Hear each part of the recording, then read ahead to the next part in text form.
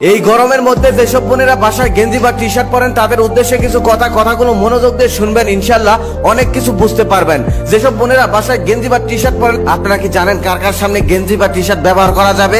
অনেকেই হয়তো বলবে মারামদের সামনে ব্যবহার করা জায়েজ আছে, কিন্তু আপনার ধারণা সম্পূর্ণ ভুল। কারণ যে আপনার বাবা হয়, যে আপনার ভাই লাগে, সেই সম্পর্কের আগেও তাদের আরো একটি সম্পর্ক আছে, তারা হলো পুরুষ। তাদের মধ্যে পুরুষত্ব আছে। আপনি যখন গেঞ্জি বা টি শার্ট পরে তাদের সামনে হাঁটাচলা করবেন, ঘোরাঘুরি করবেন, তখন তাদের মানসিক চিন্তা ভাবনায় পরিবর্তন আসতে পারে। তখন তারা খারাপ রাস্তায় পা দিতে পারে। কারণ মানুষকে সবসময় শয়তান ধোঁকা দিতে থাকে, তাই তারা শয়তানের ফাঁদে পা দিয়ে ফেলতে পারে, অবৈধ কাজে লিপ্ত হতে পারে। আপনার সাথে না করলেও অন্য কাউকে সুযোগ পেলেই ধরে বসতে পারে। হাদিসে বলা আছে, কিয়ামতের আগে ভাই তার বোনের সঙ্গে, বাবা তার মেয়ের সঙ্গে, ছেলে তার মায়ের সঙ্গে জিনায় লিপ্ত হবে। আস্তাগফিরুল্লাহ, নাউজুবিল্লাহ। আল্লাহ তাদেরকে হেদায়েত দান করুক, আল্লাহ তাদেরকে ক্ষমা করুক। খবরে অলরেডি এইসব আপনি শুনতে পারবেন, এইসব অলরেডি শুরু হয়ে গেছে। এর কারণ কি জানেন?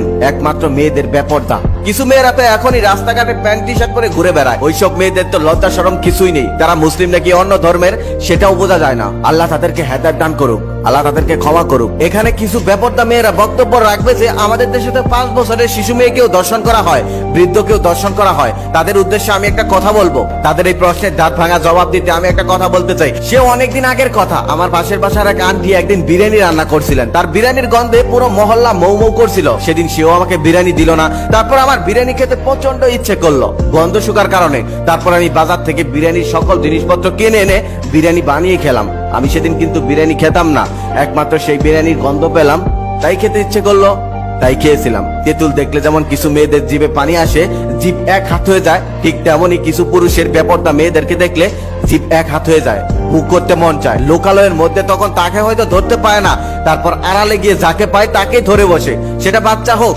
সেটা বয়স্ক হোক বা যুবতী, সেটা দেখার তার কোনো যায় আসে না। কারণ তার ভোগ করতে হবে, তার জিভে পানি এসে গেছে। আশা করি ওইসব বেপরদা মেয়েরা এই প্রশ্নের উত্তরটা পেয়ে গেছেন।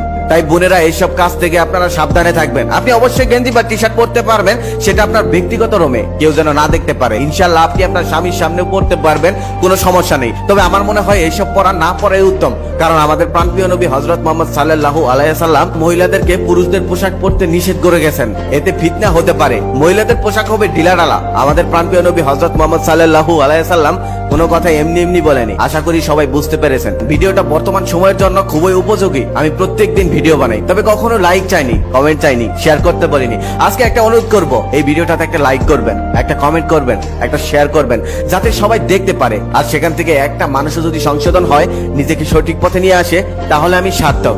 আর আপনারাও সওয়াব পাবেন, কারণ আপনাদের লাইক কমেন্ট শেয়ারে এই ভিডিওটা অন্যের কাছে পৌঁছাবে, সবাই দেখতে পারবে।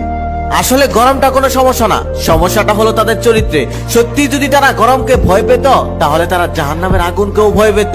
বেপরদা হয়ে রাস্তাঘাটে ঘুরে বেড়াতো।